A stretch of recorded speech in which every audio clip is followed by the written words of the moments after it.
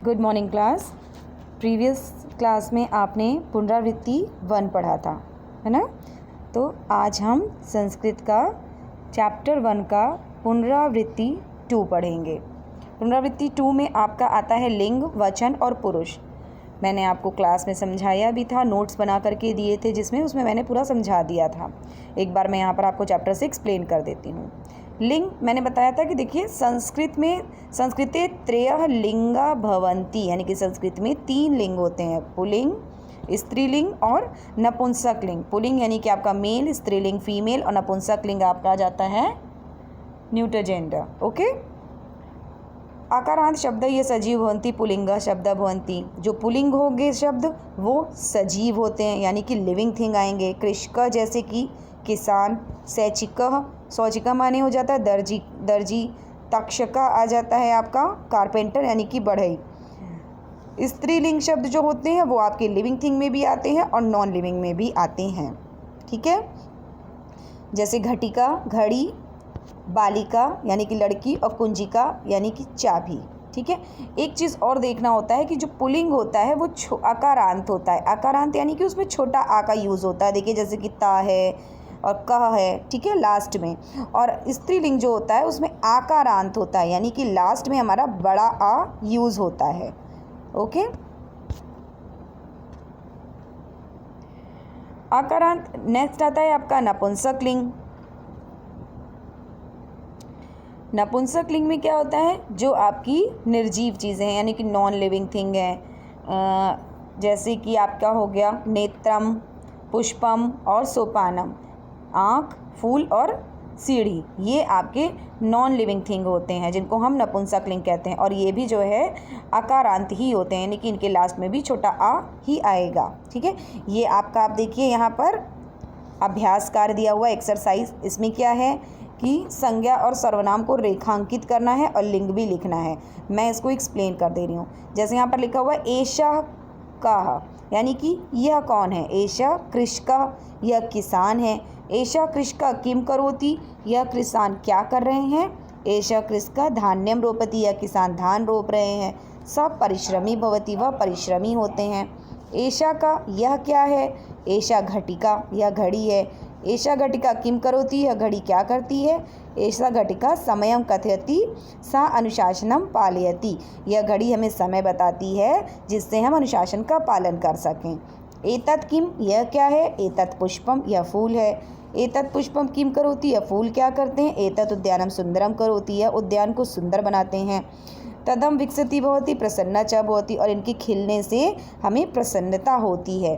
अब आप देखिए कि यहाँ पर पुल्लिंग है तो छोटा आ है, यहाँ स्त्रीलिंग है तो बड़ा आ है, और यहाँ नपुंसक लिंग है तो फिर से हमारा छोटा आ हो गया है।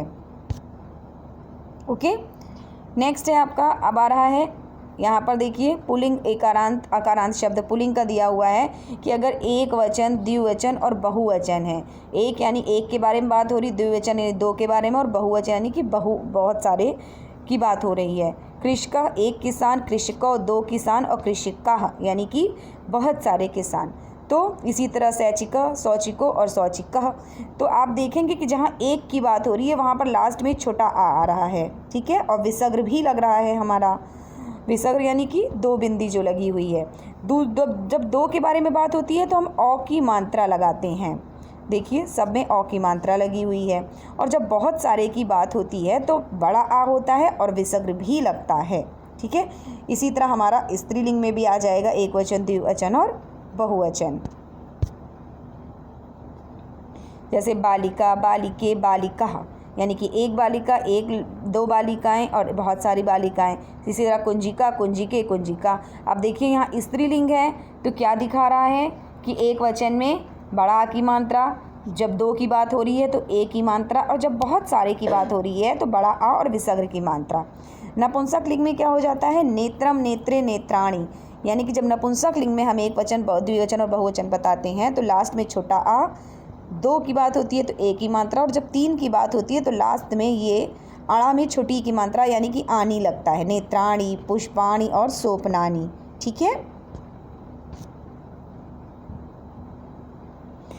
अब यहाँ पर आप क्या आ गया है अभ्यास कार्य एक्सरसाइज में कि यहाँ पर भी आपको बताना है कि ऐशा का यह कौन है, यह हमारा दर्जी है।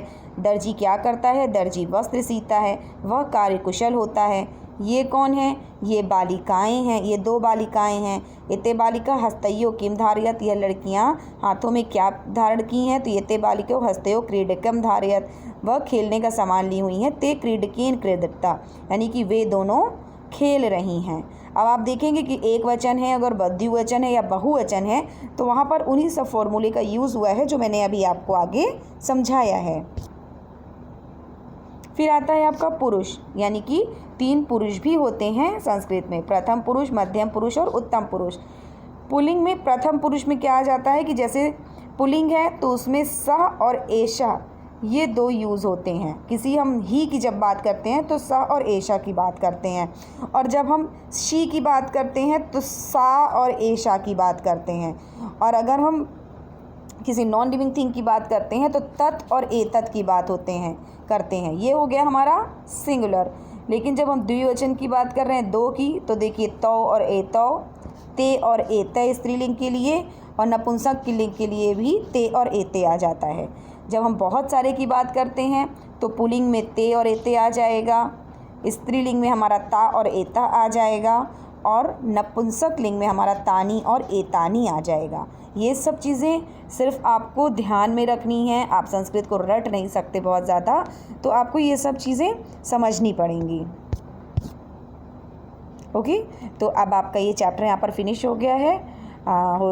मुझे लगता है कि आप सबको अब अच्छे से क्लियर हो गया होगा। कुछ बच्चों को संस्कृत क्लियर नहीं हो रही थी, तो अब आपको अच्छे से समझ में आ गया होगा। अब एक बार रिवीजन करेंगे आप तो आपको अच्छे से और क्लियर हो जाएगा। Okay, thank you.